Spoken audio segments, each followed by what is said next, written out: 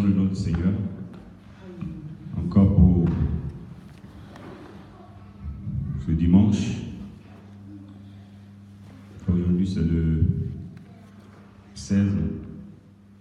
Ce dimanche 16 décembre. Nous disons merci au Seigneur qui nous fait grâce de venir encore dans sa présence. Et je bénis le Seigneur qui me fait grâce de parler de sa part. Ce n'est pas simple de prendre le micro pour parler de la part du Seigneur. Et nous bénissons le nom du Seigneur pour cela. C'est une faveur du Seigneur. Et que on ne prenne pas cela pour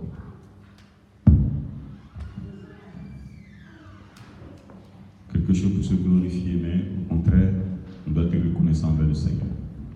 Amen. Donc, je suis le serviteur Lagodi de la MESA, mission évangélique pour le salut des âmes dans le monde entier. Et nous sommes basés ici en Angleterre, précisément à Milton Keynes. Le bâtiment que nous faisons nos services s'appelle Stephen Cross Church. Et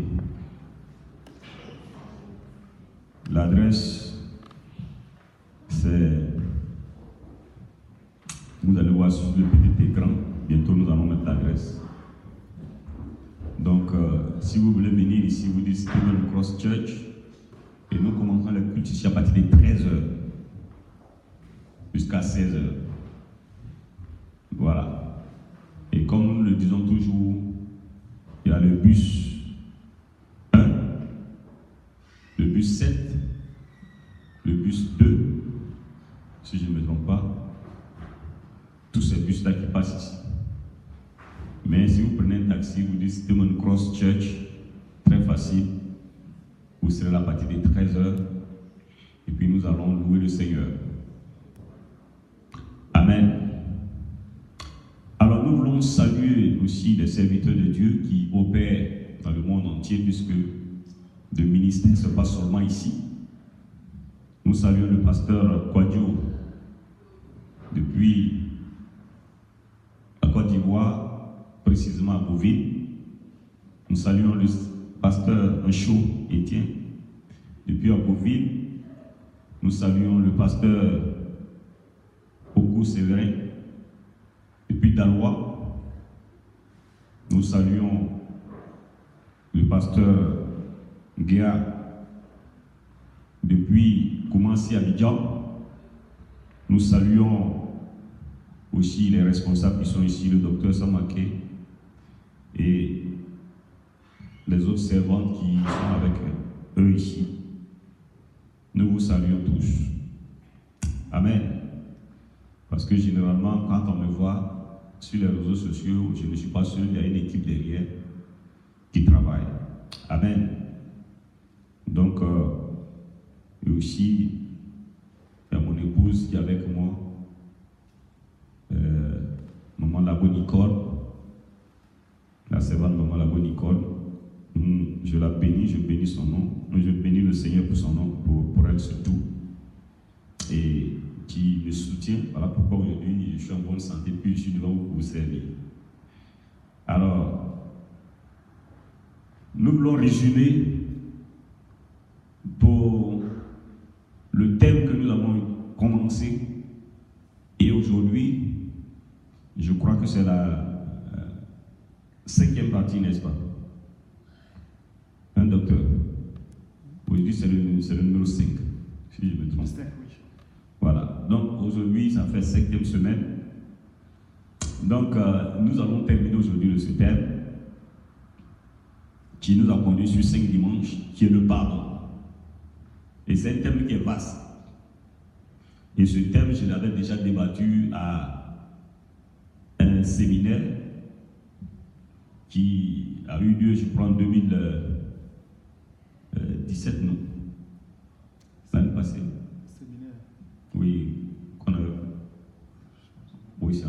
l'année passée. Voilà. On avait fait une convention à l'hôtel là-bas. Une pardon. Et c'est là que j'avais débattu ce thème-là sur le ballon. Donc je le reprends pour que tout le monde puisse avoir connaissance sur les réseaux sociaux. Alors pour ceux qui sont de l'église ici, c'est pas nouveau. Donc je voulais me résumer pour le dimanche passé. Le dimanche passé, après avoir débattu tout ce que nous avons connaissance sur le pardon, nous avons parlé de la solution. Parce que nous disons que Dieu, quand il parle de quelque chose, il apporte la solution. Donc Dieu ne peut pas parler de quelque chose sans la solution. Alors, la solution que nous avons proposée, c'est qu'il faut revenir à l'amour. C'était le point 1. Le deuxième point, il faut être miséricordieux. Pour pouvoir pardonner, il faut être miséricordieux. Il faut avoir les qualités de Dieu. Pour pouvoir pardonner, il faut être miséricordieux. Et troisièmement, il faut prier pour ses ennemis. Il faut intercéder. Donc, l'amour, la miséricorde et la prière. Voici 3 éléments qui nous donnent la force de pouvoir pardonner. Amen. Aujourd'hui, nous allons terminer ce thème et nous allons parler des conséquences. La conséquence. La conséquence de quelqu'un qui pardonne. Et puis les conséquences de quelqu'un qui ne pardonne pas. Quand on pardonne, qu'est-ce que cela peut apporter à ma propre vie et puis aussi à mon entourage? Ça, ce sont les conséquences. D'abord, la solution, il faut utiliser l'amour, il faut être miséricordieux, il faut prier. Maintenant, la conséquence. Donc aujourd'hui, premièrement, les conséquences positives. Dans le grand A, numéro 4, les conséquences, grand A, la conséquence positive. Et le petit 1 du grand A, des conséquences positives, celui qui pardonne et prie pour ses ennemis augmente sa bénédiction dans le royaume de Dieu. Un premier point. Celui-là qui pardonne et qui prie pour ses ennemis augmente sa bénédiction dans le royaume de Dieu. Matthieu chapitre 5, verset 11 à 12, que nous allons lire. Nous allons nous appuyer sur la parole de Dieu. Matthieu chapitre 5, verset 11 à 12. Qu'est-ce que la parole de Dieu dit? Heureux serez-vous. Heureux serez-vous. Lorsqu'on vous outragera. Lorsqu'on vous outragera. Qu'on vous persécutera. Qu'on vous persécutera. Et qu'on dira faussement de vous toutes sortes de mal à cause de moi. Et qu'on dira beaucoup de choses à cause de moi. Réjouissez-vous et soyez dans l'allégresse. Réjouissez-vous et soyez dans l'allégresse. Parce que votre récompense sera grande dans les cieux. Car c'est ainsi qu'on a persécuté les prophètes qui ont été avant vous. Amen. Donc, voilà, c'est clair. Quand tu pries, tu pardonnes et tu pries pour ceux-là qui te persécutent, pour ceux-là qui te calomnient, ceux-là qui détruisent ton témoignage, ceux-là qui viennent diviser ta maison. Quand tu les pardonnes et puis tu pries pour eux, la Bible dit que tu augmente tes bénédictions dans le royaume des cieux. Il dit, réjouissez-vous et soyez dans l'allégresse, parce que votre récompense sera grande dans les cieux. Donc ta récompense grandit dans le ciel. Quand tu pardonnes, et puis tu pries pour tes ennemis, Dieu augmente ta récompense. Et quand Dieu augmente ta récompense dans le ciel, elle se ressentit sur toi, sur la planète Terre. C'est pas que ta récompense, elle s'augmente dans la vie, t'attends seulement, non. Pendant que Dieu l'augmente, ça va se refléter sur toi, sur la planète Terre. Amen. Deuxièmement, les conséquences positives. Deuxièmement, celui qui pardonne ses parents et les honore augmente la durée de sa vie sur terre. Quand tu as appris que c'est ta mère qui fait la sorcellerie pour que tu n'avances pas, c'est ton père qui fait la sorcellerie pour que tu n'avances pas, et que tu leur pardonnes, et puis tu pries pour eux, pour qu'ils soient délivrés de la sorcellerie, pour qu'ils soient délivrés des choses, ne glorifie pas le nom du Seigneur. Qu'est-ce qui se passe? Lisons Exode chapitre 20, verset 12. Exode 20, verset 12. Qu'est-ce qui se passe? Honore ton père et ta mère afin que tes jours se prolongent dans le pays que l'Éternel ton Dieu te donne. Honore ton père et ta mère afin que tes jours se prolongent sur la terre que l'Éternel ton Dieu te donne. C'est clair. Dans le père et la mère, il y a le mystère de la race humaine qui sont cachés au-dedans d'eux. Dieu a un mystère qu'il a caché dans les entrailles du père et de la mère. Alléluia. Donc, Dieu a un contrat entre lui et l'homme et la femme. Et pour ce contrat-là, Dieu a pris de son autorité et puis il a déposé ça sur leur vie. Puis il dit que je vous donne une partie de mon autorité sur tous ceux qui vont sortir de vos entrailles parce que vous avez accepté mon contrat. Parce que par vous, je vais faire multiplier la race humaine sur la terre. Et comme vous avez accepté ce deal, je vous donne un peu de mon autorité. Soyez des dieux sur ces enfants-là. Donc, le père et la mère vont faire que ta vie sur cette planète Terre devienne longue. Or, c'est Dieu qui donne longue vie, n'est-ce pas vrai? Mais Dieu met cela entre les mains de la mère et du père. Quel que soit ce qu'ils sont. Il n'a pas dit qu'ils vont croire à moi. Non, il s'en fout de tout ça. Quel que soit ce qu'ils sont. Donc, mon frère, ma soeur, toi qui suis ce message-là, ne te trompe pas. La longévité de ta vie est dans les mains de ta mère et de ton père. La seule chose que tu vas faire, c'est de les honorer. Or, honorer veut dire respecter.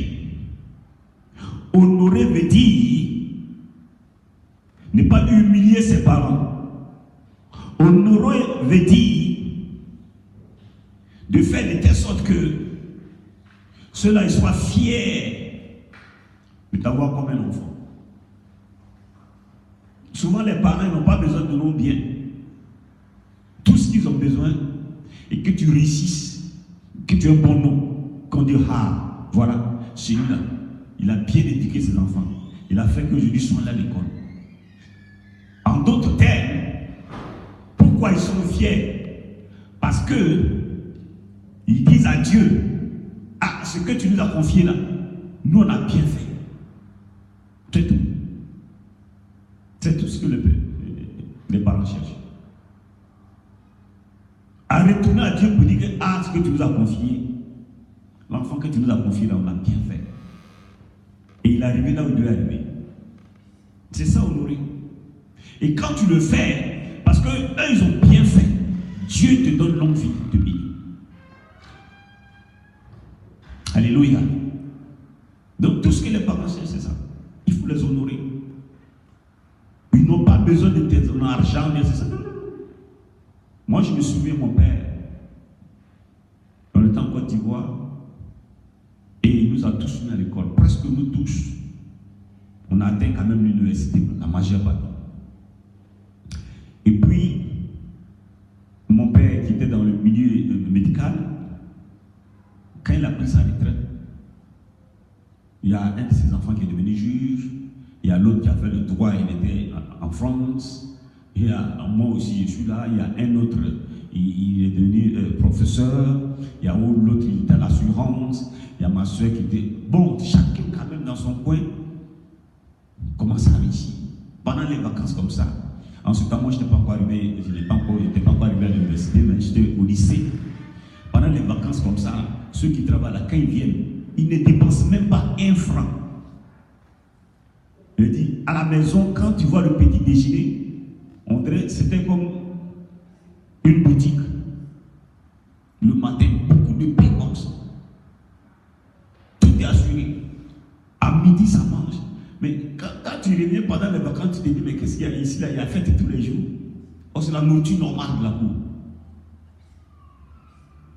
Avec mon père, jamais un jour, un de ses enfants va dire, je n'ai pas ma main, j'ai mangé seulement un repas, ça c'est fou. Matin, midi et soir. À tel enseigne que notre cour, on a surnommé ça la cité. Il avait une cour qui a 4 hectares. Et il a planté plein de fruits partout là-bas, papayer, manguier, tout. Donc même le village là, il quitte là-bas pour venir. Alléluia. Mais lui, sa fierté, c'était de nous voir là, auprès de lui, les vacances comme ça. Donc, les frères là, quand ils viennent en vacances là, eux, ils vont pour économiser. Parce que durant les 2 mois et demi, 3 mois de vacances qu'ils ont, ils ne vont pas dépenser 1 rond. Non, mon père, ce n'est pas l'argent qui l'intéresse. Il est intéressé. C'est toi là, travaille bien, puis réussis. Une fois toi tu réussis, moi je suis honoré. C'est comme ça que moi, quand je suis arrivé ici, pour honorer ma mère, je l'ai emmenée ici pour qu'elle puisse voir ses petits-fils. Elle a fait 6 mois. Elle était honorée. Quand elle est partie, oh, l'Européenne, elle vient d'Angleterre. Elle est honorée. C'est tout. Mais c'est pas moi qui vais aller insulter ma mère qui est son fils. Et quand tu as Jésus, la Bible dit que celui qui est en moi, il est plus grand que celui qui est dans ce monde. Si ça peut arriver que la personne est dans la sorcellerie, c'est parce qu'elle ne voit pas encore clair. Enseigne-la. Prie pour la personne. Elle sera délivrée. Parce que celui qui est en toi, il est supérieur à la sorcellerie qu'elle fait. Et le linge sale se lave en famille. Et vous gardez ça entre vous. Pour qu'elle soit convertie. Pour qu'elle sorte dans ça. Ce n'est pas toi qui vas aller prendre siffler sur les toits. Non. Et puis d'autres sont chrétiens, même un peu on leur dit ça. Et du coup, ils ont peur de leurs parents. Et ils ne parlent plus avec eux. Mais où est ton Jésus? Ton Jésus là, il est quoi? Ton Jésus là, il a peur des sorciers maintenant. Il dit, tu es pierre, et sur cette pierre, je bâtirai mon église. Et les séjours des morts ne pourront point se faire. Et il dit, je vous ai donné le pouvoir de marcher sur les scorpions et sur toute la puissance de rien. Il n'a pas dit quelques-uns, il dit, rien ne pourra vous nuire.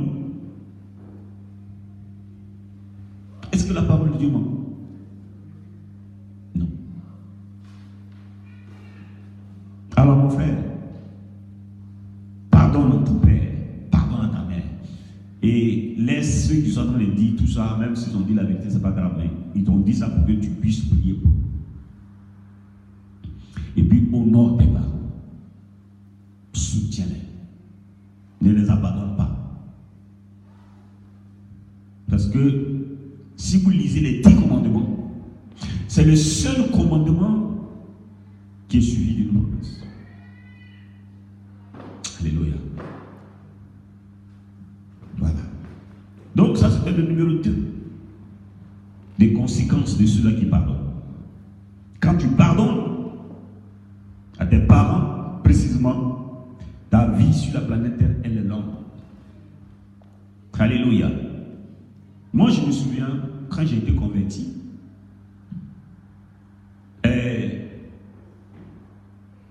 quand je suis né, c'est un petit témoignage, quand je suis né, c'est là que on avait organisé un concours dans l'Afrique de l'Ouest pour qu'il y ait les premiers pichades d'Afrique.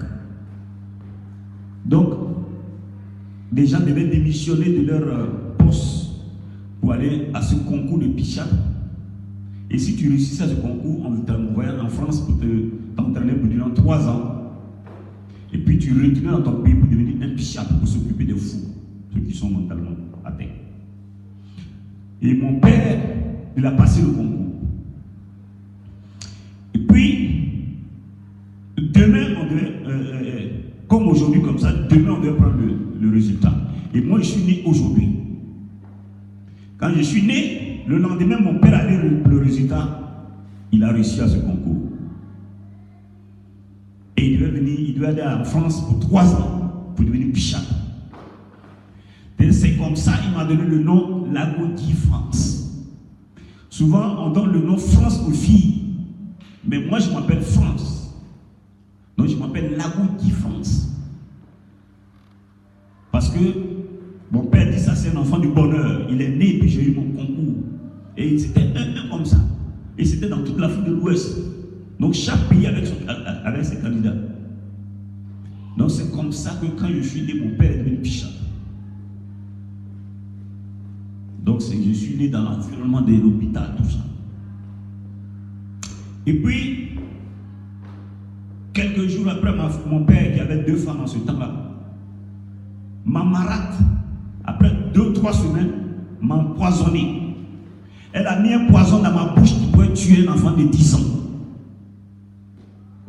Et puis elle a jeté par la fenêtre.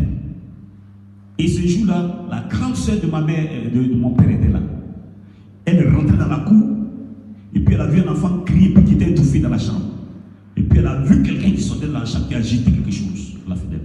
Elle est rentrée vite. Elle voit, je suis en train de la rigoliser avec des larmes qui sont en train de sortir de ma bouche.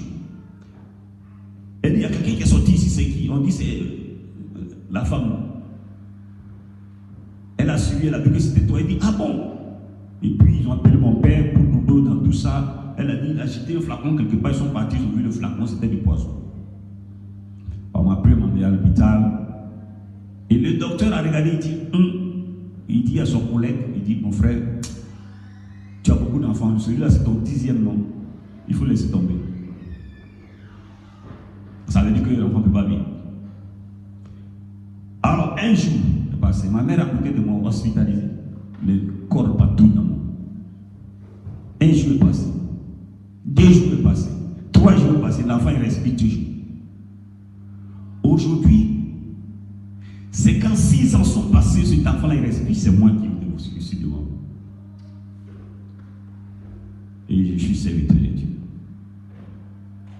Et rassurez-vous, après avoir passé 15 ans ici, je voulais partir en Côte d'Ivoire pour quelque chose et rentrer dans mon cœur. J'ai dit, la femme qui m'a empoisonné là, il faut que je parte pour la voir, pour lui faire quelque chose. J'avais envie de lui faire un présent. Puis j'ai appelé au pays pour savoir où elle est. On m'a dit, elle est ici dans tel département. Ok. 3 mois avant que je ne parte en Côte d'Ivoire, elle est décédée. Ça va faire mal. Sinon, je voulais aller lui dire, je te pardonne. Et puis lui faire un présent. C'était dans mon cœur. Je l'ai déjà pardonné. voulais lui montrer l'amour encore de Jésus. Et puis lui présenter Jésus avant qu'elle meure. Et maintenant, regardez l'histoire où c'est intéressant, où vous allez voir que le pardon est important. Cette femme qui m'a empoisonné, elle était stérile. Et puis, elle a près de 1,80 m, elle est claire, bien jolie. Et c'est la deuxième fois de mon père. Donc, quand mon père est arrivé en France, après 1 an, on lui donne un ticket pour envoyer une de ses femmes auprès de lui. Quand elle m'a empoisonné, la grande soeur de ma mère l'a chassée. Donc, elle est partie quelque part. Maintenant, on donne un ticket à mon père pour m'envoyer sa femme, c'est ma mère qui est là.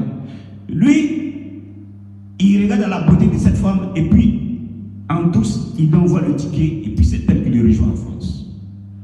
Celle qui m'a empoisonné. Et puis elle passe 1 an là-bas, puis elle rentre. Donc quand elle est venue, en même temps, ma mère l'a emmenée à la justice. Ils ont divorcé, tout. Et puis c'est comme ça, ma mère s'est séparée d'elle. Parce que ma mère dit, donc tu as comploté pour que cet enfant-là, cette femme le tue. Donc c'est comme ça, c'est dans cet environnement que j'ai grandi. Donc quand je ne connaissais pas encore Jésus, ma mère m'a expliqué tout ça et c'était sur mon cœur. Donc mon père et moi on ne s'entendait pas bien. Alors quand j'ai reçu Jésus, j'ai fait ma cuida. Et puis mon père spirituel m'a dit, va te réconcilier à ton père. Et j'avais perdu mon boulot à Odjéné. Puis je suis ici à Abidjan. Je suis venu, j'ai payé le transport, je suis allé à Darwa. Mon père était à la retraite. Et puis je suis arrivé, j'avais fait un jeûne de 3 jours. Je suis arrivé, j'ai vu mon père, on a parlé. Il a appelé son petit frère, il a appelé un autre oncle, il a versé l'eau d'après le machin, tout. On s'est pardonné. Et puis bon, je lui ai dit, je te pardonne. Et puis on s'est réconcilié. Et mon père même qui était dans ce temps-là, il devait avoir une opération. Puis pendant l'opération, le courant est coupé, donc ils ont mal fait. Puis bon, il était paralysé, des fois il ne marchait pas bien. Donc après cela, je l'ai pris en charge. Et puis j'ai commencé à m'occuper de lui. C'est moi qui me le lavais, tout. Pour montrer combien de fois je l'avais bien pardonné. Il y avait des grands fils, mais moi je m'occupais de mon père et je le lavais avec éponge, tout ça. Pour quelqu'un qui a envoyé une femme qui m'empoisonne en France. J'ai pardonné. Puis j'aimais mon père. Alléluia. Et quand j'ai fait ça, à Abidjan, j'ai fait des petits contrats. Quand je suis retourné à Abidjan, une porte s'est ouverte. Et j'ai commencé à travailler à l'université d'Abidjan. Et j'ai commencé à travailler, puis j'étais responsable de cours de mise à niveau de méthodologie avec le professeur Victor. Et les jeunes qui sont à Abidjan là-bas, qui sont à l'université, la fac d'Abidjan, à la fac de droit, plein me connaissent. Alléluia. Et c'est à partir de là que j'ai commencé à avoir les moyens. Et puis quand il y a eu l'année blanche, je me suis dit, bon, ok, j'ai pris mes clics et claques. Personne n'a payé mon ticket, moi-même j'ai pris mon argent et je suis arrivé à l'école. Quand les troubles ont commencé au pays, tout, voilà. Donc, j'ai laissé tout ce pays-là. Et puis bon, je suis venu cacher en Europe. Après les coups d'État, les divisions du pays en deux, tout ça. Alléluia. Donc, c'est quand j'ai fait la paix avec mon père que les portes se sont ouvertes. Et je pardonne à mon peuple. Et malheureusement, l'année où je suis arrivé, avant même, je crois 2 mois avant que je quitte la Côte d'Ivoire, mon père est décédé. Alléluia. Donc voilà la force du pardon. Puis j'ai commencé à honorer mon père, c'est moi qui m'occupe de mon père. C'est pas un jour. Pour quelqu'un qui a envoyé une femme qui vous a empoisonné,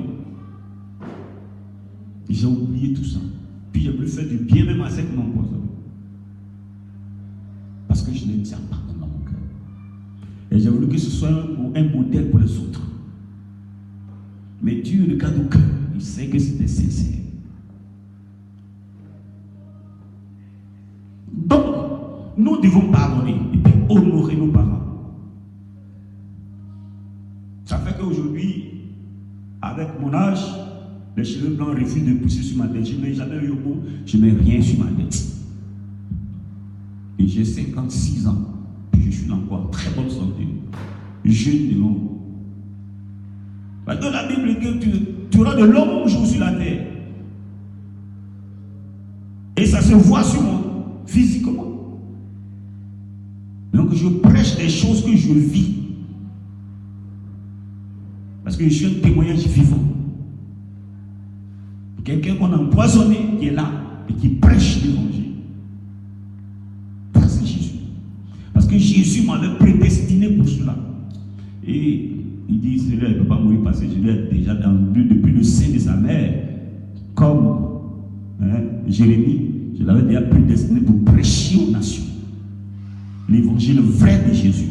Pas l'évangile de la prospérité ou pour blaguer les gens, pour vendre les prophéties. Non. Ah, pourquoi je dis, je sais où je suis sorti de très loin. Donc je ne peux pas jouer avec l'évangile de Jésus. Alléluia. Troisièmement, les conséquences positives de celui qui pardonne. Celui qui pardonne reçoit plus de bonheur dans la vie que celui qui ne pardonne pas. Car le mot pardonner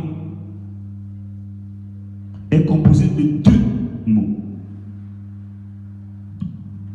Composé de deux mots. Du préfixe par et du radical donner. Donc celui qui pardonne, c'est la partie qui donne. Or Jésus dit dans Actes chapitre 20 verset 35. Voilà ce que Jésus dit. Actes chapitre 20 verset 35. Écoutez bien ce que Jésus dit. Il dit, il y a plus de joie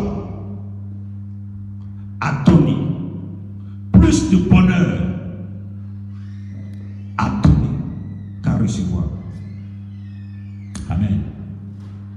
Il y a plus de joie ou plus de bonheur à donner qu'à recevoir.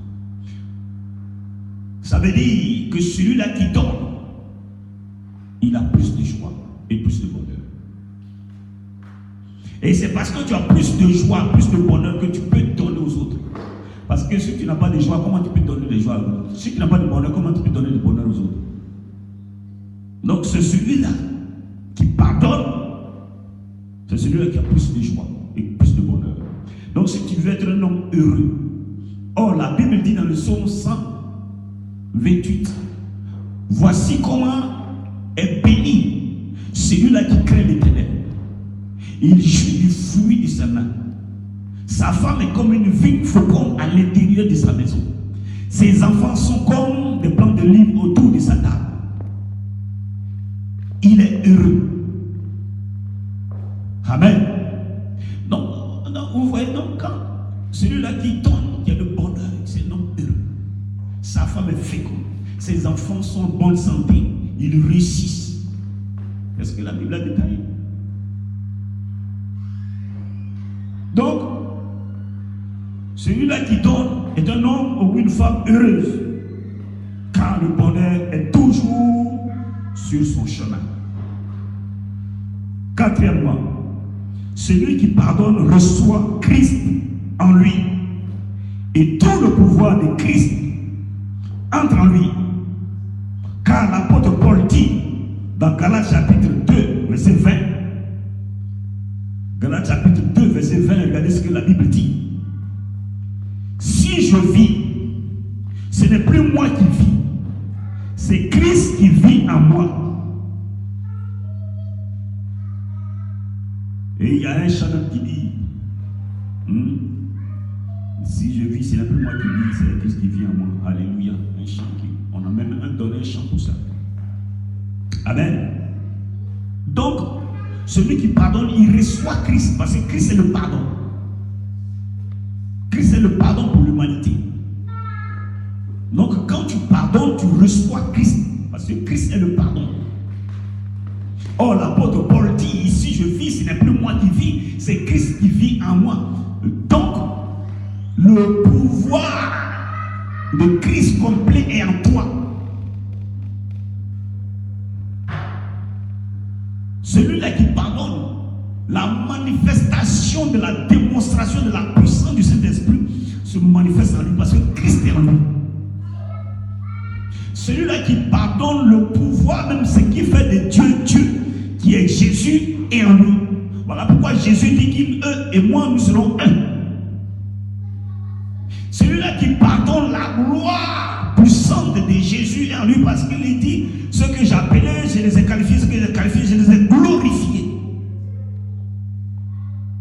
Donc quand tu pardonnes, c'est la matrice de la gloire de Dieu qui se reflète en toi, parce que Christ est en toi.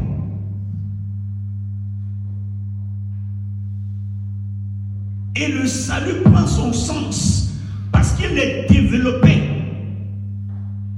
et il est pratiqué en toi. Donc le pardon, ce n'est pas un simple truc, ce n'est pas un jeu, c'est le cœur de Dieu.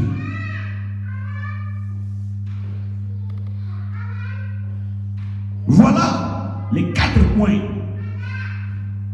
les conséquences positives quand quelqu'un pardonne. Et je me reprends. Premièrement, celui qui pardonne augmente sa bénédiction dans le royaume de Dieu. Matthieu 5, verset 11 à 12 que nous avons lu. Deuxièmement, celui qui pardonne à ses parents, à son père et sa mère, augmente la durée de sa vie. Exode chapitre 20, verset 12. Troisièmement, celui-là qui pardonne reçoit plus de bonheur que la personne qui ne pardonne pas.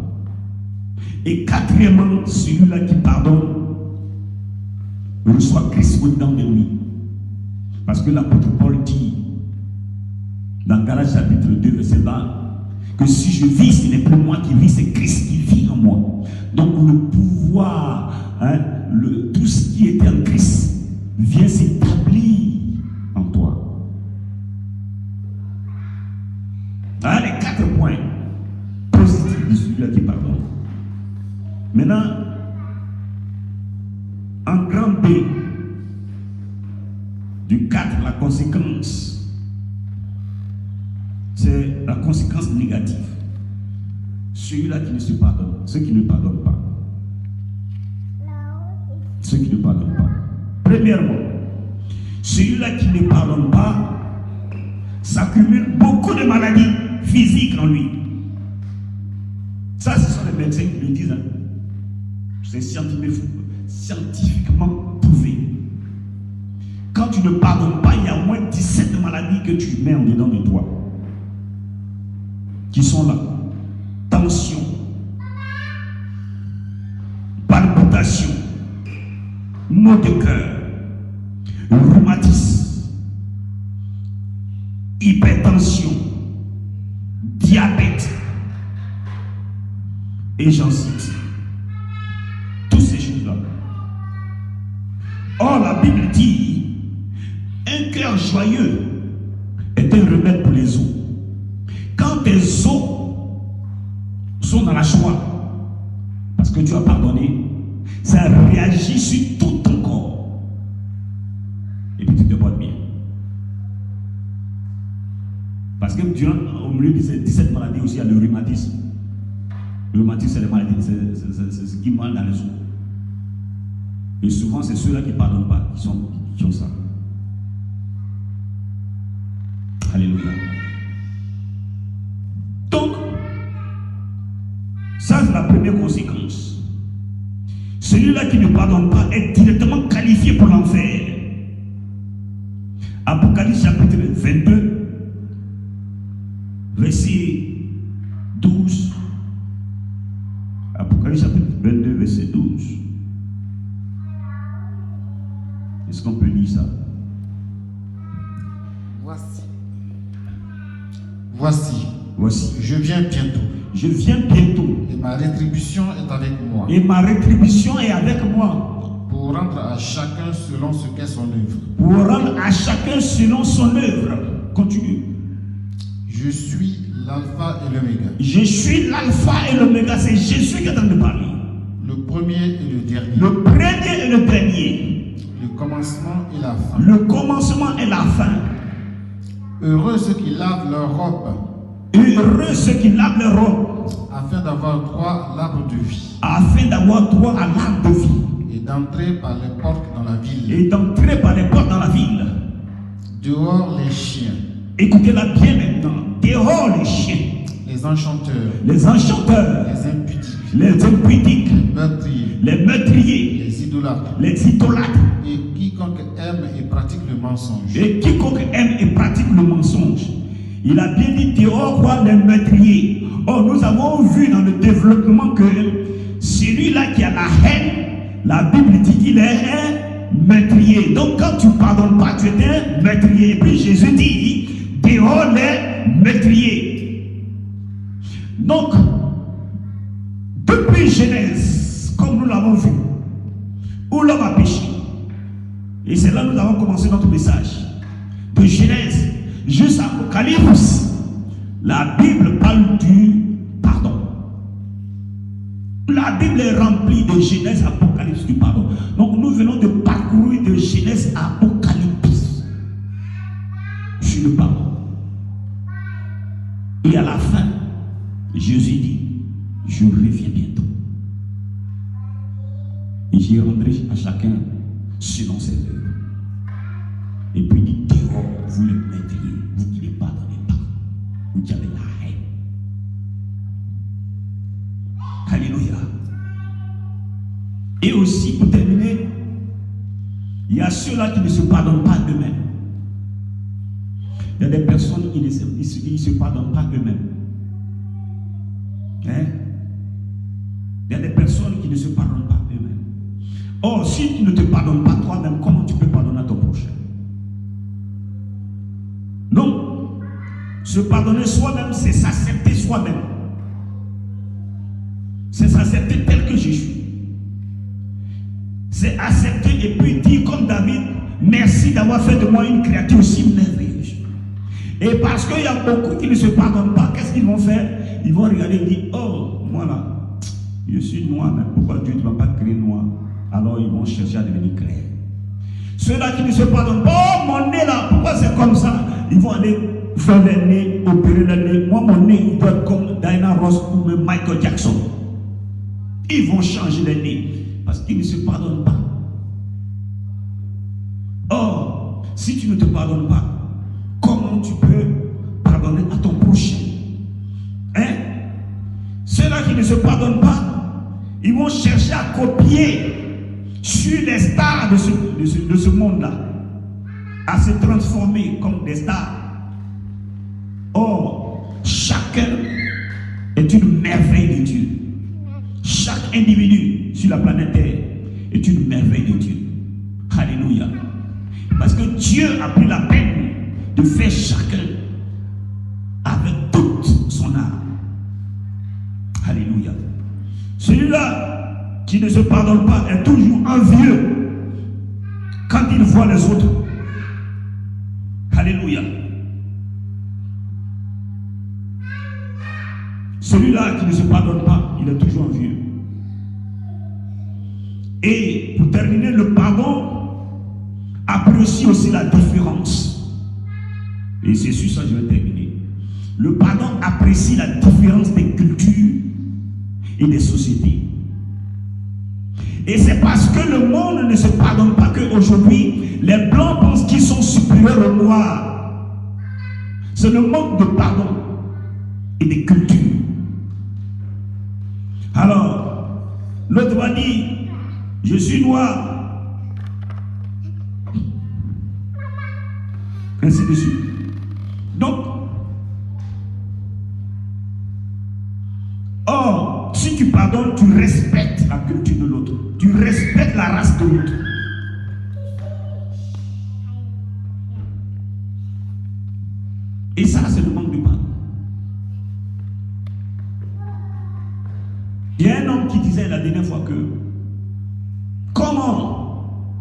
Des gens qui sont sur les 1/5 de toutes les planètes,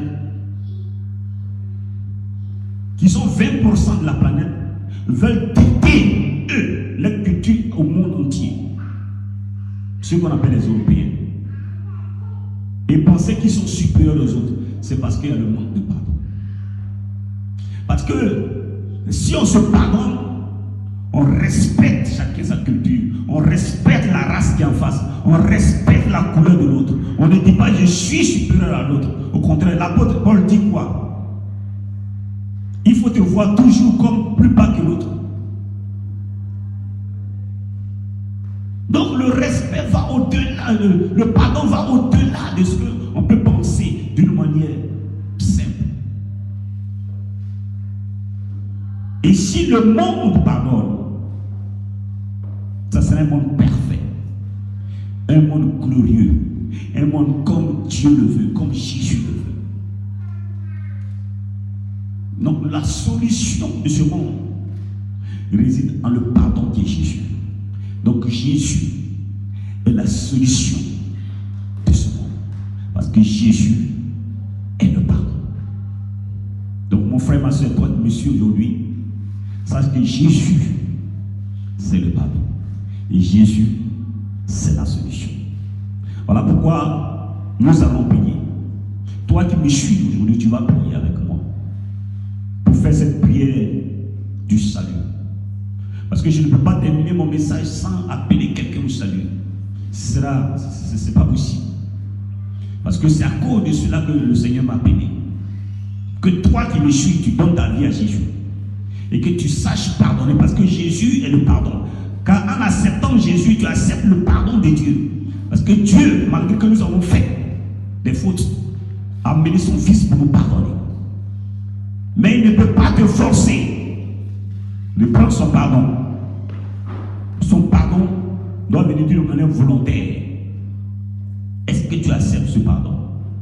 Si oui, tu vas prier avec moi parce que le pardon c'est Jésus. Donc toi qui n'as pas encore reçu Jésus, tu vas prier avec moi. Tu vas faire cette prière. Tu dis Seigneur Jésus, en ce jour, je reconnais que je suis pécheur. Et j'ai péché contre toi. Je viens vers toi. Je te demande pardon. Pardonne mes offenses. Pardonne mes fautes. Pardonne mes péchés. Et aujourd'hui, je prends la décision radicale et avec conscience de t'accepter comme Seigneur et Sauveur de ma vie. Seigneur Jésus, je t'en supplie, viens et sois le Seigneur et le Sauveur de ma vie. Seigneur, merci de ce qu'aujourd'hui, ton sang lave mes péchés. Ton sang me purifie. Seigneur, merci de ce que maintenant tu es devenu mon Seigneur et Sauveur. Et merci de ce qu'aujourd'hui, je suis sauvé et que tu as écrit maintenant mon nom dans ton livre de vie. Seigneur, je pardonne à tous ceux qui m'ont offensé. Et je te dis merci. Amen. Voilà. Je voulais terminer sur cette prière et je bénis le nom du Seigneur pour vous tous qui nous suivez sur les réseaux sociaux. Que le Seigneur vous bénisse. Nous sommes ici à la Mesa, mission évangélique pour le salut des âmes. Et nous faisons les cultes ici à partir de 13h tous les dimanches. Et le dimanche prochain, quand nous serons là à partir de 13h, nous avons aussi nos réunions du soir, le jeudi matin à partir de 10h. Là, ça c'est à mon domicile à Greenford. Et voilà, donc nous bénissons le nom du Seigneur. Nous voulons saluer aussi la servante de Dieu, Maman Germaine, qui, je crois, actuellement en Israël. Nous la saluons de là où elle est à la tête de la Mesa. Elle intercède pour la Mesa. Nous la saluons là où elle est. Nous saluons aussi notre jeune serviteur David et tous ceux qui suivent sur les réseaux sociaux, nous vous bénissons. Que le Seigneur ouvre les portes en cette fin d'année. La Bible déclare que Dieu couronne l'année de ses biens. Et je prie afin que vous tous qui nous suivez de vos maisons, que cette parole entre dans votre maison et bénisse votre maison. Et que là où l'ennemi avait placé quoi que ce soit, que cela soit annulé, brisé, ôté sur vos maisons. Et que la grâce et la parole de Dieu s'accomplissent en cette fin d'année sur votre maison. Car la Bible